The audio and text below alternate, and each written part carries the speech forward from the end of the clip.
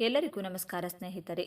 ಇದೀಗ ಜುಲೈ 1, 2025ರಿಂದ ದೇಶದ ಜನಸಾಮಾನ್ಯರ ದಿನಚರಿಯಲ್ಲಿ ಬದಲಾವಣೆ ತರಲಿರುವ ಹಲವು ಮಹತ್ವದ ಹೊಸ ನಿಯಮಗಳು ಜಾರಿಗೆ ಬರಲಿವೆ.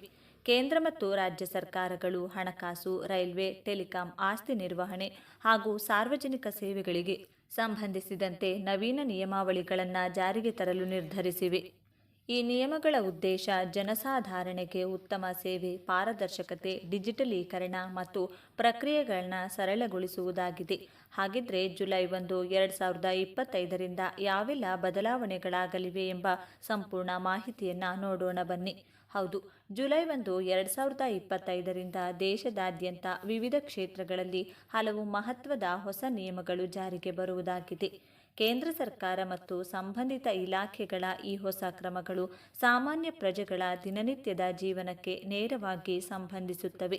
ಈ ಹೊಸ ರೂಲ್ಸ್ಗಳು ಬ್ಯಾಂಕಿಂಗ್, ಎಟಿಎಂ ಬಳಕೆ, ಮಕ್ಕಳ ಬ್ಯಾಂಕ್ ಖಾತೆ, ರೈಲ್ವೆ ಪ್ರಯಾಣ, ಲಗೇಜ್ ನಿಯಮಗಳು, ಎಐ ಆಧಾರಿತ ಸೀಟ್ ಹಂಚಿಕೆ, ಮದ್ಯದ ಬೆಲೆ, ಕಟ್ಟಡ ಯೋಜನೆ ಅನುಮೋದನೆ, mobile number porting, PAN card ಅರ್ಜಿ ಹಾಗೂ ನ್ಯಾಯಾಂಗ ಸಂಬಂಧಿತ ರಜೆಗಳ ಮೇಲೆ ನೇರ ಪರಿಣಾಮ ಬೀರಲಿದೆ. ಜುಲೈ 1, 2025ರಿಂದ ಜಾರಿಗೆ ಬರುವ ಪ್ರಮುಖ ಹೊಸ ನಿಯಮಗಳು ಯಾವುವು? ಬ್ಯಾಂಕಿಂಗ್ ಮತ್ತು ಎಟಿಎಂ ನಿಯಮಗಳು. ಮೆಟ್ರೋ ನಗರಗಳು ತಿಂಗಳಿಗೆ ಕೇವಲ 3 ಉಚಿತ ಎಟಿಎಂ ವಹಿವಾಟು ಮಾತ್ರ ಲಭ್ಯವಿರುತ್ತದೆ. ಮೆಟ್ರೋ ಅಲ್ಲದ ನಗರಗಳು ತಿಂಗಳಿಗೆ 5 ಉಚಿತ ವಹಿವಾಟುಗಳಿಗೆ ಅವಕಾಶ. ಈ ಉಚಿತ ವಹಿವಾಟುಗಳ ನಂತರ ಪ್ರತಿ ವಹಿವಾಟಿಗೆ ₹23 ಪ್ಲಸ್ ಜಿಎಸ್ಟಿ ಶುಲ್ಕ ವಿಧಿಸಲಾಗುತ್ತದೆ. ಮಕ್ಕಳಿಗೆ ಬ್ಯಾಂಕ್ ಖಾತೆ ಮತ್ತು ಡೆಬಿಟ್ ಕಾರ್ಡ್. 10 ವರ್ಷ ಮೇಲ್ಪಟ್ಟ ಮಕ್ಕಳು ತಮ್ಮ ಹೆಸರಲ್ಲಿ ಬ್ಯಾಂಕ್ ಖಾತೆ ತೆರೆದು ಡೆಬಿಟ್ ಕಾರ್ಡ್ ಪಡೆಯಬಹುದು. ಕೆವೈಸಿ ನವೀಕರಣ. ಕೆವೈಸಿ ನವೀಕರಣದ ಪ್ರಕ್ರಿಯೆಯನ್ನು ಸುಗಮಗೊಳಿಸಲು ಹೊಸ ವ್ಯವಸ್ಥೆ ಜಾರಿಗೆ ಬರಲಿದೆ. ಹೆಚ್ಚಿನ ವಿವರಗಳು ಶೀಘ್ರದಲ್ಲಿ ಪ್ರಕಟವಾಗುವ ನಿರೀಕ್ಷೆಯಿದೆ. ರೈಲ್ವೆ ನಿಯಮಗಳು. ಲಗೇಜ್ ನಿಯಮಗಳು. ಅಧಿಕ ತೂಕದ ಲಗೇಜ್ಗಾಗಿ ಹೆಚ್ಚುವರಿ ಶುಲ್ಕ ವಿಧಿಸುವ ಪ್ರಕ್ರಿಯೆಯಲ್ಲಿ ಬದಲಾವಣೆ. ಟಿಕೆಟ್ ರದ್ದತಿ ಮತ್ತು ತಾತ್ಕಾಲ ಟಿಕೆಟ್ ಮರುಪಾವತಿ. ಟಿಕೆಟ್ ರದ್ದತಿ ಸಮಯ ಮತ್ತು ಮರುಪಾವತಿ ಪ್ರಕ್ರಿಯೆಯಲ್ಲಿ ನವೀನ ಮಾರ್ಗಸೂಚಿಗಳು. ಎಐ ಆಧಾರಿತ ಸೀಟ್ ಹಂಚಿಕೆ. ಸ್ಮಾರ್ಟ್ ಅಲ್ಗೋರಿದಮ್ ಆಧಾರಿತ ಆಸನ ಹಂಚಿಕೆ ಆರಂಭ. ಪ್ರಯಾಣಿಕನ ಪ್ರತ್ಯೇಕ ಅಗತ್ಯಗಳ ಪ್ರಕಾರ ಆಸನ ನಿಯೋಜನೆ. ಮದ್ಯದ ಬೆಲೆ ಇಳಿಕೆ. ರಾಜ್ಯ ಸರ್ಕಾರದ ಹೊಸ ನೀತಿಯಂತೆ ಪ್ರೀಮಿಯಂ ಬ್ರ್ಯಾಂಡ್ಗಳ ಮದ್ಯದ ಬೆಲೆಗಳಲ್ಲಿ ₹100ಯಿಂದ ₹2,000ವರೆಗೆ ಕಡಿತ. ವಿಸ್ಕಿ, ಬ್ರಾಂಡಿ, ಜಿನ್, ರಮ್ ಮುಂತಾದವುಗಳಿಗೆ ಈ ಕಡಿತ ಅನ್ವಯಿಸಲಿದೆ. ಬೆಂಗಳೂರಿನಲ್ಲಿ ಕಟ್ಟಡ ಯೋಜನೆ ಅನುಮೋದನೆ.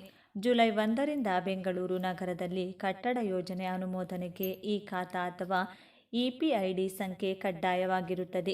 ಇಪಿಐಡಿ ಸಂಖ್ಯೆ ಇಲ್ಲದೆ ಕಟ್ಟಡ ಯೋಜನೆಗಾಗಿ ಆನ್ಲೈನ್ ಅರ್ಜಿ ಸಲ್ಲಿಸುವುದಕ್ಕೆ ಅನುಮೋದನೆ ಸಿಗದು. ಹಸ್ತಚಾಲಿತ ದಾಖಲೆ ಸಲ್ಲಿಕೆ ವ್ಯವಸ್ಥೆಗೆ ಬ್ರೇಕ್. ಸಂಪೂರ್ಣ digital platform. Mobile number porting ನಿಯಮ. TRAIನ ಹೊಸ ಮಾರ್ಗಸೂಚಿಗಳಂತೆ ಸಿಮ್ ಕಾರ್ಡ್ ಬದಲಾಯಿಸಿದ ನಂತರ 7 ದಿನಗಳವರೆಗೆ MNP ಪ್ರಕ್ರಿಯೆ ಮಾಡಲಾಗುವುದು. ಈ ನಿಯಮವು ಅಪಾಯಕಾರಿಯಾದ ತ್ವರಿತ ಪೋರ್ಟಿಂಗ್ಗಳನ್ನು ತಡೆಗಟ್ಟಲು ಉದ್ದೇಶಿತವಾಗಿದೆ. ಟ್ರೈ ಈ ನಿಯಮವನ್ನು ಜಾರಿಗೆ ತಂದಿದ್ದು ಭದ್ರತೆ ಮತ್ತು ಸೇವಾ ದುರುಪಯೋಗ ತಡೆಗಟ್ಟುವುದೇ ಇದರ ಉದ್ದೇಶವಾಗಿದೆ. ಪ್ಯಾನ್ ಕಾರ್ಡ್ ಸಂಬಂಧಿತ ಬದಲಾವಣೆ. ಜುಲೈ 1ರಿಂದ ಹೊಸ ಪ್ಯಾನ್ ಕಾರ್ಡ್ ಅರ್ಜಿಗೆ ಕೆಲ ಹೊಸ ನಿಯಮಗಳು ಕಡ್ಡಾಯವಾಗಿ ಆಗುವ ನಿರೀಕ್ಷೆಯಿದೆ. ಹೊಂದಾಣಿಕೆಯ ದಸ್ತಾವೇಜು ಮತ್ತು ನೋಂದಣಿಯಲ್ಲಿ ಬದಲಾವಣೆಗಳಾಗುವ ಸಾಧ್ಯತೆ ಇದೆ. ಆದರೂ ಸ್ಪಷ್ಟ ನಿಯಮಾವಳಿ ಇನ್ನೂ ಪ್ರಕಟವಾಗಬೇಕಿದೆ. ಸುಪ್ರೀಂ ಕೋರ್ಟ್ ನೌಕರರ ಶನಿವಾರ ರಜೆ ರದ್ದು.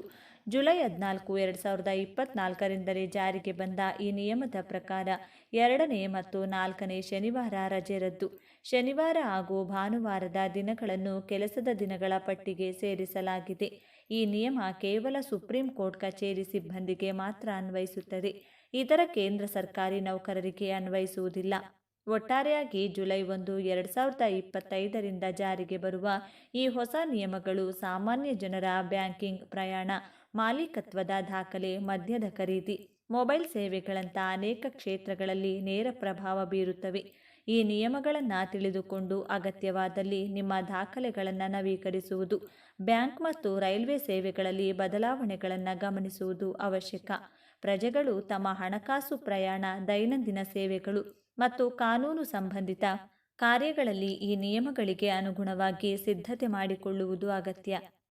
Good news, good news, good news. ಇಡೀ ದೇಶದ ಎಲ್ಲ ರೈತರ ಖಾತೆಗಳಿಗೆ ನಾಳೆ ಮಧ್ಯಾಹ್ನ 12 ಗಂಟೆಗೆ ಪ್ರಧಾನಮಂತ್ರಿ ಕಿಸಾನ್ ಸಮ್ಮಾನ್ ನಿಧಿ ಯೋಜನೆಯ ಹಣ ರೈತರ ಖಾತೆಗಳಿಗೆ ಜಮಾ. ಕೇಂದ್ರದ ಮೋದಿ ಸರ್ಕಾರವು ಜಾರಿಗೊಳಿಸಿರುವ ಪ್ರಧಾನಮಂತ್ರಿ ಕಿಸಾನ್ ಸಮ್ಮಾನ್ ಯೋಜನೆಯ ಅಡಿಯಲ್ಲಿ ರೈತರು ಪ್ರತಿ ವರ್ಷ 6,000 ರೂಪಾಯಿಗಳನ್ನು ನೀಡಲಾಗ್ತಾ ಇದ್ದು, ಈಗ ಇಲ್ಲಿಯವರೆಗೂ 19 ಕಂತುಗಳ ಹಣ ರೈತರ ಖಾತೆಗಳಿಗೆ ಜಮಾ ಆಗಿದೆ. ಈಗ 20ನೇ ಕಂತಿನ ಹಣ ಜಮಾವಣೆ ಆಗಬೇಕಾಗಿದೆ. ಕೇಂದ್ರ ಸರ್ಕಾರದಿಂದ ಹಣ ಬಿಡುಗಡೆ ಮಾಡಲಾಗ್ತಾ ಇದ್ದು, ಈ ಹಣವು ರೈತರು ತಮ್ಮ ಬಿತ್ತನೆ ಬೀಜಗಳು ಹಾಗೂ ರಸಗೊಬ್ಬರಕ್ಕಾಗಿ ಬಳಸಿಕೊಳ್ಳಬೇಕೆನ್ನುವುದು ಕೇಂದ್ರ ಸರ್ಕಾರದ ಆಶಯವಾಗಿದೆ.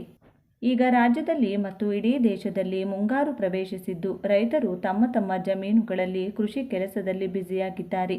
ಈಗ ರೈತರಿಗೂ ಅಗತ್ಯವಾಗಿ ಹಣದ ಅವಶ್ಯಕತೆ ಇರೋ ಕಾರಣಕ್ಕಾಗಿಯೇ ಕೇಂದ್ರ ಸರ್ಕಾರದಿಂದ 20ನೇ ಕಂತಿನ 2,000 ರೂಪಾಯಿ ಹಣ ಜಮೆ ಮಾಡಲಾಗ್ತಾ ಇದೆ.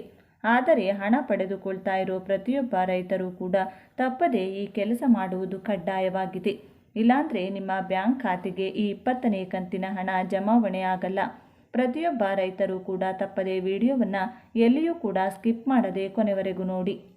ನೀವು ಕೂಡ ರೈತರಾಗಿದ್ದರೆ ಅಥವಾ ರೈತ ಕುಟುಂಬಕ್ಕೆ ಸೇರಿದವರಾಗಿದ್ದರೆ ಹಾಗೂ ನಿಮ್ಮ ಮನೆಯಲ್ಲಿಯೂ ಕೂಡ ಯಾರಾದರೂ ಪ್ರಧಾನಮಂತ್ರಿ ಕಿಸಾನ್ ಸಮ್ಮಾನ್ ಯೋಜನೆಯ ಅಡಿಯಲ್ಲಿ ಹಣವನ್ನು ಪಡೆದುಕೊಳ್ತಾ ಇರೋ ಫಲಾನುಭವಿಗಳಿದ್ದರೆ ತಪ್ಪದೇ ವಿಡಿಯೋಗೆ ಈಗಲೇ ಒಂದು ಲೈಕನ್ನು ಮಾಡಿ. ಇಡೀ ದೇಶದ ಎಲ್ಲ ರೈತರನ್ನು ಆರ್ಥಿಕವಾಗಿ ಸದೃಢ ಮಾಡಲು ಕೇಂದ್ರ ಸರ್ಕಾರ ಮತ್ತು ನಮ್ಮ ರಾಜ್ಯ ಸರ್ಕಾರ ಮೇಲಿಂದ ಮೇಲೆ ರೈತರಿಗಾಗಿ ಹೊಸ ಹೊಸ ಯೋಜನೆಗಳನ್ನು ಜಾರಿಗೊಳಿಸುತ್ತದೆ. ಕೇಂದ್ರ ಸರ್ಕಾರದಿಂದ ಈಗಾಗಲೇ ಜಾರಿಯಲ್ಲಿರುವ ಪ್ರಧಾನಮಂತ್ರಿ ಕಿಸಾನ್ ಸಮ್ಮಾನ್ ಯೋಜನೆಯ 20ನೇ ಕಂತಿನ ಹಣ ಪಡೆದುಕೊಳ್ಳುವ ರೈತರಿಗೆ ಈ ಕೆಲಸ ಮಾಡುವುದು ಕಡ್ಡಾಯವೆಂದು ಕೇಂದ್ರ ಸರ್ಕಾರ ಅಧಿಕೃತವಾಗಿ ಆದೇಶವನ್ನು ಹೊರಡಿಸಲಾಗಿದೆ. ನಿಮಗೆ ಹಿಂದಿನ ಕಂತಿನ ಕೆಲವು ಹಣ ಬಂದಿಲ್ಲ ಅಂದರೆ ಈಗ ನಿಮಗೂ ಕೂಡ ಈ 20ನೇ ಕಂತಿನ ಹಣ ಜಮೆ ಆಗಿಲ್ಲ ಅಂದರೆ ಈ ಕೆಲಸ ನೀವು ಮಾಡಿ. ಈ ಕೆಲಸ ಮುಗಿಸಿದ ಬಳಿಕ ನಿಮ್ಮ ಖಾತೆಗೆ ಮುಂದಿನ 7 ದಿನಗಳ ಒಳಗಾಗಿ ನಿಮ್ಮ ಖಾತೆಗೆ ಹಣ ಜಮಾವಣೆಯಾಗುತ್ತೆ. ಈಗ ರಾಜ್ಯದಲ್ಲಿ ಮಳೆಗಾಲ ಆರಂಭವಾಗಿದ್ದು, ರೈತರು ಬಿತ್ತನೆ ಕಾರ್ಯ ನಡೆಸುತ್ತಿದ್ದಾರೆ. ಅವರಿಗೆ ಅಗತ್ಯ ಬೀಜ ಮತ್ತು ರಸಗೊಬ್ಬರಗಳನ್ನು ಖರೀದಿ ಮಾಡಲು ಈಗ ಸದ್ಯಕ್ಕೆ ಹಣದ ಅಗತ್ಯ ತುಂಬ ಇದೆ. ಇಂತಹ ಸಂದರ್ಭದಲ್ಲಿ ರೈತರಿಗೆ ತುಂಬ ಉಪಯುಕ್ತವಾಗಲಿರುವ ಈ 20ನೇ ಕಂತಿನ ಹಣ ಬಿಡುಗಡೆ ಮಾಡಲಾಗ್ತಾ ಇದೆ. ಜೂನ್ನಲ್ಲಿಯೇ ಕಂತಿನ ಹಣವನ್ನು ರೈತರ ಖಾತೆಗೆ ಜಮಾ ಮಾಡಲಾಗುತ್ತೆ ಎಂದು ಹೇಳಲಾಗ್ತಾ ಇದೆ. ಇನ್ನು ರೈತರು ಹಣ ಪಡೆಯಲು KYC ಮಾಡಬೇಕಾಗಿದೆ. ಈ ಪ್ರಕ್ರಿಯೆಗೂ ಮೊದಲು ನಿಮ್ಮ ಮೊಬೈಲ್ ಸಂಖ್ಯೆಯನ್ನು ಆಧಾರ್ ಸಂಖ್ಯೆಯೊಂದಿಗೆ ಲಿಂಕ್ ಮಾಡಿರಬೇಕು. ಇದಕ್ಕಾಗಿ ನೀವು PM ಕಿಸಾನ್ ಸಮ್ಮಾನ್ ನಿಧಿ ಅಪ್ಲಿಕೇಶನ್ ಅಥವಾ ಆ್ಯಪನ್ನು ಡೌನ್ಲೋಡ್ ಮಾಡಬೇಕು. ಈ ಪ್ರಕ್ರಿಯೆಯು ಬಹಳ ಸರಳ ಹಾಗೂ ಸುಲಭವಾಗಿರುತ್ತದೆ. PM ಕಿಸಾನ್ ಯೋಜನೆ ಅನ್ವಯ ಅರ್ಹ ರೈತರು 4 ತಿಂಗಳಿಗೊಮ್ಮೆ 2,000 ರೂಪಾಯಿಗಳನ್ನು ಪಡೆಯುತ್ತಾರೆ. ಇದು ವಾರ್ಷಿಕವಾಗಿ 6,000 ರೂಪಾಯಿ ಆಗಿದೆ. ಇದನ್ನು 3 ಸಮಾನ ಕಂತುಗಳಲ್ಲಿ ಪ್ರತಿ ವರ್ಷ ನೀಡಲಾಗುತ್ತದೆ. ಏಪ್ರಿಲ್, ಜುಲೈ, ಆಗಸ್ಟ್, ನವೆಂಬರ್ ಮತ್ತು ಡಿಸೆಂಬರ್, ಮಾರ್ಚ್ ಹಣವನ್ನು ಫಲಾನುಭವಿಗಳ ಬ್ಯಾಂಕ್ ಖಾತೆಗೆ ನೇರವಾಗಿ ವರ್ಗಾಯಿಸಲಾಗುತ್ತದೆ.